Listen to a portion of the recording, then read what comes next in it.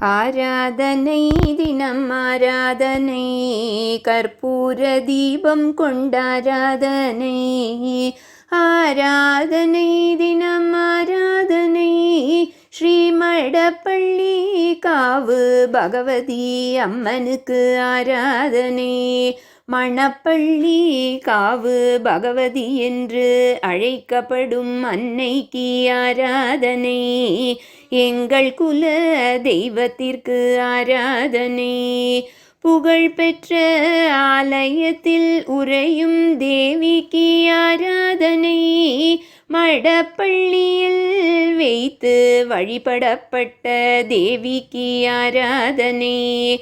பக்தர்களின் வேண்டுதல்களை நிறைவேற்றும் அன்னைக்கு ஆராதனை. மணப்புள்ளி நாச்சியார் என்று அழைக்கப்படும் தேவிக்கு ஆராதனை.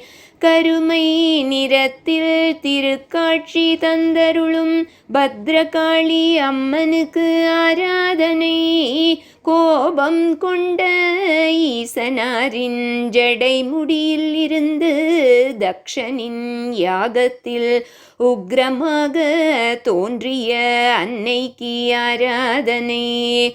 மிகவும் இனிமையான கடுமதுர பாயசத்தை நிவேதனமாக ஏற்கும் அன்னைக்கு ஆராதனை. மலை நாட்டில் உறையும் அன்னைக்கு ஆராதனை. பாலக்காடு மாவட்ட மக்களின் குலதெய்வமாக விளங்கும் அன்னைக்கு ஆராதனை. பாலக்காடு மாவட்டத்தில் ஆலயம் கொண்டருள்வதற்கு ஆராதனை.